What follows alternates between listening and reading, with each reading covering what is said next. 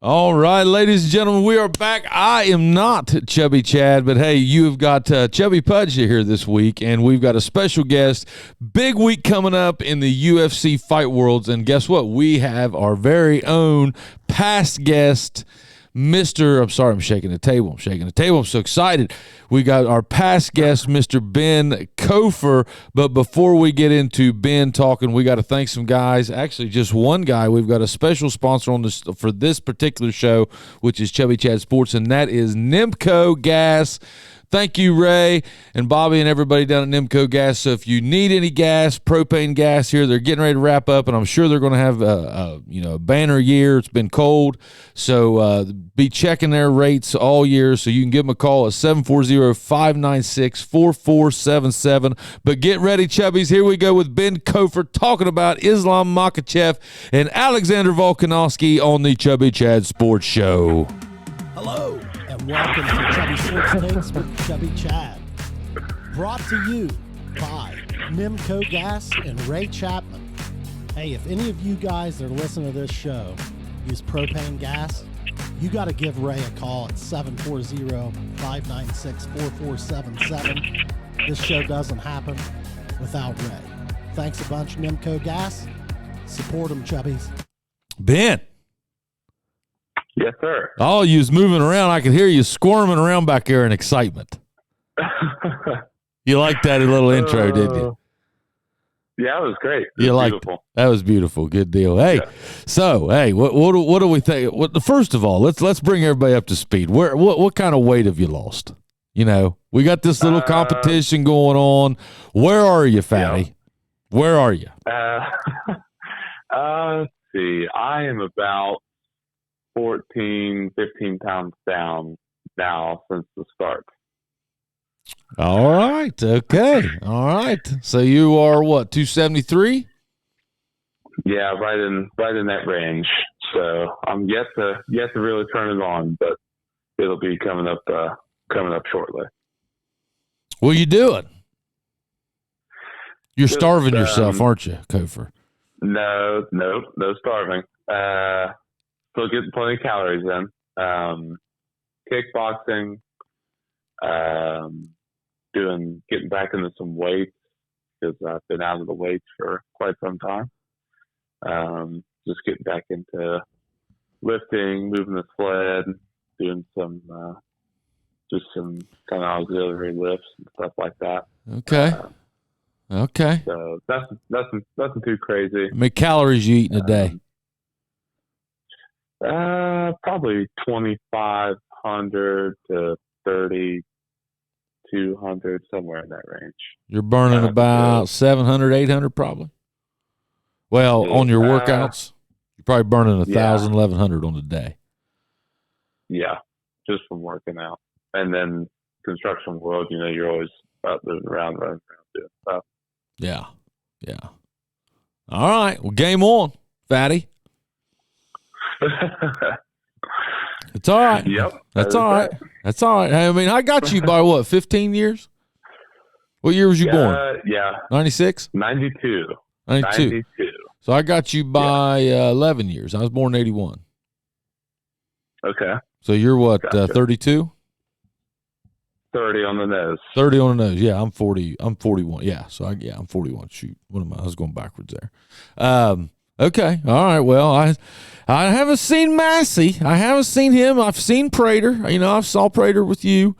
Just to give everybody a quick update there. But, so for those of you that don't know, we are in you can check our Instagram at the Chubby Guys Podcast, and you can see all about it. There's a bunch of us. We've got Wes, we've got Kiefer, we've got Cody Bartram, we've got our man here, Ben Copher, we've got Kevin Weingardner, Furby, Scott Massey, Alex is in it, I believe. We got Cody's buddies from Meigs County. I forget their names right off the top of my head. I can't think of who else is in it. Ruck is in it. Yep, Big Ruck. Big Ruck's in it. So, so anyhow, we went to the Bod Pod. It was kind of determined that I was going to be the winner. I think everybody kind of agreed on that day. So I've been running my mouth. So, anyhow. Yeah. since the Bob Pod, you've been running your mouth. Hey, I've been working hard. That you have. You really have. Yeah. So, I mean, and I'll tell you what, I feel good. I love these little things for the fact that I feel great. You know, I mean, I feel like I need these things, and I wish I didn't, but I do. You know, do you need these? Are you getting to that point? Kind of. I miss being competitive, like in the sport all the time. So kickboxing does that for me. But these little challenges and stuff like that, just as like a group of friends, it's all beneficial for all of us. So it's something fun. Oh yeah. So yeah, I enjoy it. Well, I'll see you in 90 days. Well, we got about 60 left, almost. Yeah. 60. So anyhow, I think this is the first month. We got the first month coming up Sunday. So yeah. Anyhow, so let's talk about this fight. Okay, so I watched the other night. I watched Volkanovski versus Porter. Did you catch that one? Versus who? Porter. I forget Porter's first name. I have not. I think the last fight I watched with his was Max Holloway. Him and Max Holloway. I mean, my overall take on this guy, and I know nothing, especially compared to a guy like you. I'm trying to find this delete button, but this Volkanovski. Now, I haven't talked about Islam yet, but this Volkanovski is a different level altogether when it comes to endurance. From what I've seen of him, he's coming at you. What's your thoughts on this guy? So he has a pretty crazy high, like gas tank. So his work rate can be pretty high. He can stay pretty active, like throughout the round. He comes from, I think, City Kickboxing in New Zealand or Australia. City Kickboxing, is it? So that's a gym. Yeah, it's. I believe it's the same gym that Israel Adesanya trains at, and same thing with, I think, Dan Hooker. If I'm not mistaken. I may be wrong. Okay. It's a pretty big gym. Like Alexander Volkanovski is world champion, and Israel Adesanya is world champion, and they're both known for being pretty good strikers, especially Adesanya. Their kickboxing seems, their striking and stand-up game is as coming at you as what I've seen. Yeah, it's very precise. But anybody that can outstrike Max Holloway standing up is really solid when it comes to the stand-up game, because Max Holloway is a phenomenal boxer, phenomenal kickboxer. So Volkanovski to beat him standing up is very impressive. And he's also pretty gritty. He fought Brian Ortega at the end of the Ultimate Fighter for the championship belt, and he got caught in a guillotine that was super deep. And Brian Ortega had the guillotine on him for probably 20 seconds or so, and 15, 20 seconds, and he just stuck through it. And it's pretty wild story to hear him talk about the event as it was going through, the things that were going through his mind as far as just trying to stay awake for one, and then being able to get out of it, continue fighting.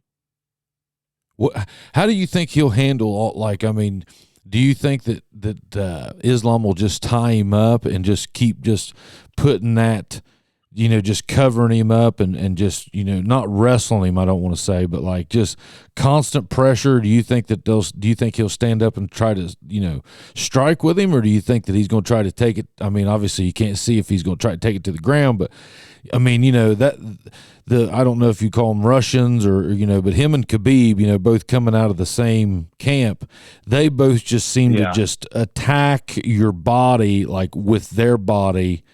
and just wear you down until they can get you in a submission? Yeah, so Islam is the fight stuff watched. Looks like he's a natural southpaw. Volkanovski is more orthodox fighter, so you have like a traditional orthodox southpaw battle. So you're open. Yes. So it kind of adds another element of trying to be able to create an angle or set someone up with your power and stay away from their power. But his wrestling is obviously top notch, and his cardio is top notch. So I don't know if either one's going to be looking for a knockout, or more so like just find the pace for the fight and go from there. You think Volkanovski will want to get on the ground with him? Volkanovski's wrestling is it's not horrible by any means, but every time we say same thing with like Khabib, where somebody was a wrestler or a decent wrestler, a really good wrestler, a good jiu-jitsu guy, or a really good jiu-jitsu guy, every time Khabib went up against somebody like that, he just mauled them with his wrestling because it's so much pressure. And I think Islam is very similar to that. So watching the Charles Oliveira fight back, it seemed like the same thing. It's just a lot of pressure, a lot of forward movement, and just not a lot of time to get in the rhythm as a striker, get in the rhythm as a grappler. It's because of that pressure just constantly being on. Yeah. I was watching this thing, and they said that Khabib's dad, like 3 times a day, would have him and Khabib run up the mountain during their training. Like they would have to sprint up this, like, I'd say it was 4,000 to 6,000 foot mountain. Have you ever watched that? Yeah. I've watched some of like Khabib's training at American Kickboxing Academy because him, Daniel Cormier, and Islam Makhachev all fight out of the same, fought at the same camp. So they all train together. They all spar together. They all grapple together. So watching some of their videos of the training that they do, conditioning that they do is pretty intense. It's very, very, very intense. Yeah. I mean, that Khabib, they said, would bring in 8 guys on that one documentary I was watching of him, and he would bring in 8 guys, like 8, not just 8 random guys, but he would bring in 8, guys under him, and he would submit them all. Like that was his practice. That was a round, and then they would get up and they would do it again. Yeah, so they call it like the way the term always here is called like a shark tank, where one person stays in and around, and they rotate fresh guys in. Obviously, the person staying in is getting more tired each time they rotate somebody in. But he was undefeated for a reason. So champion, retired 29-0. He was awesome. He was one of my favorite fighters. And they say they were grooming him to be even better. Yeah.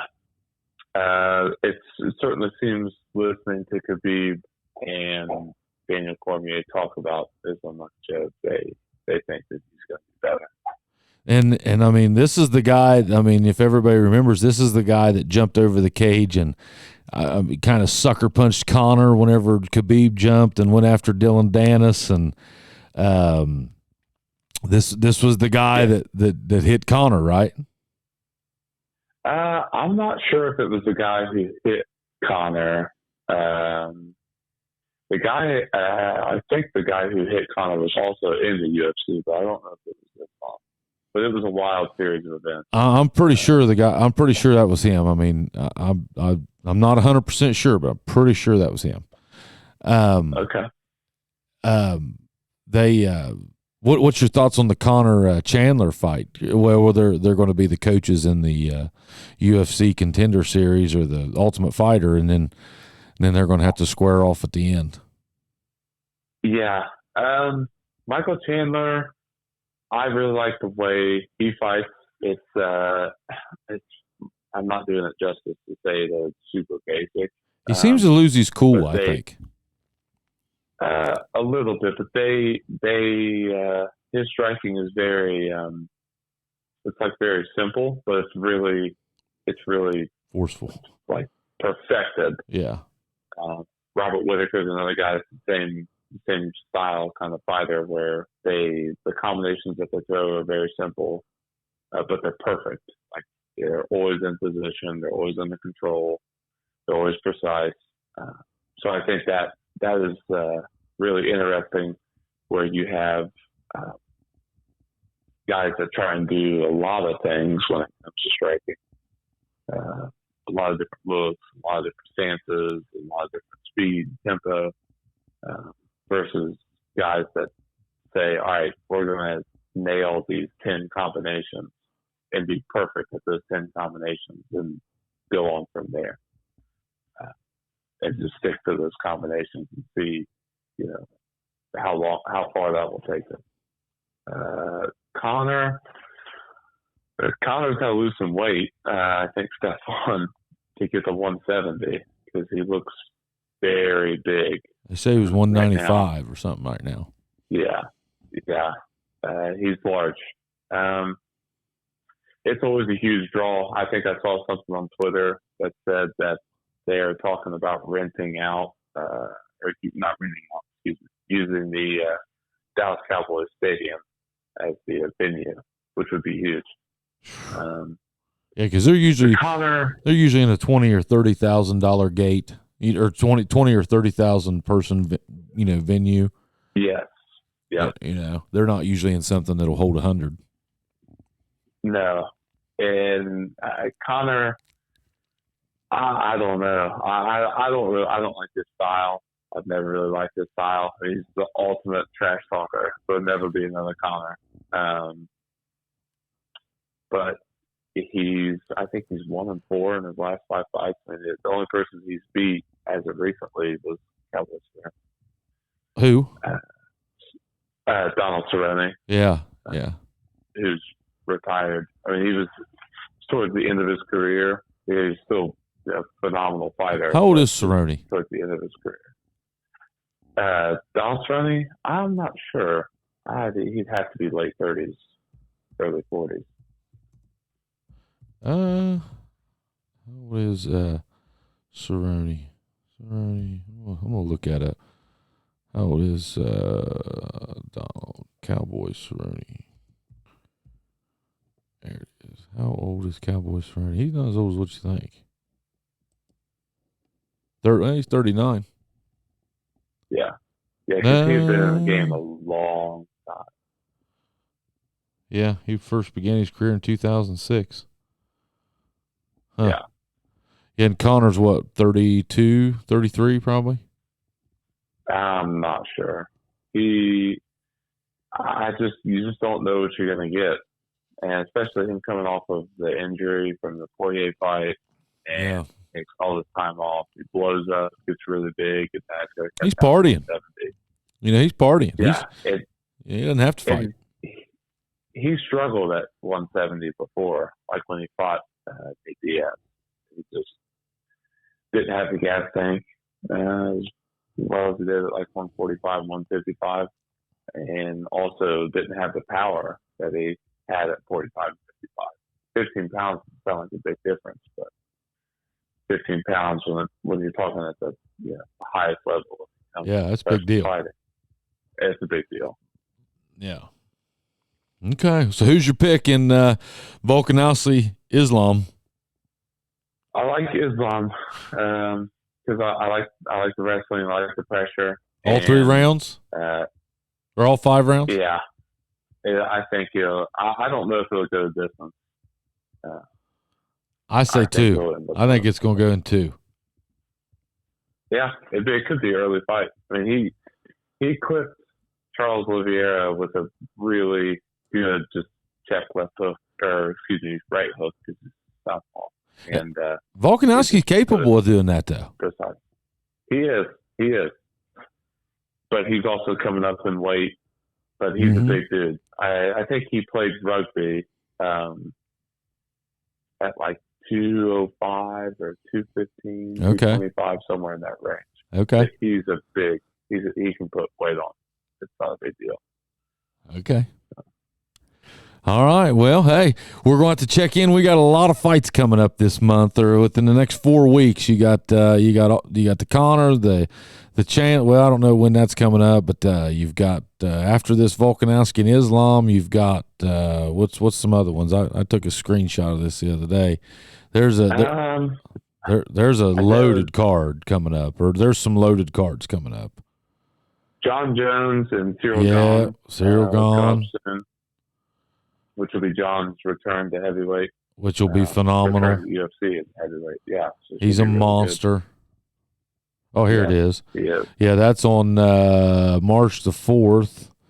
And then after that, you got Usman and Edwards on March 18th. So that's the rematch. Yeah. Actually, it's the trilogy, sorry. I think John Jones destroys Gahn, but I mean, Gahn's a beast. I mean, he's an animal, but I mean, I think John Jones is going to come out with a statement. I mean, that guy just. Whew. Yeah, it's the same thing.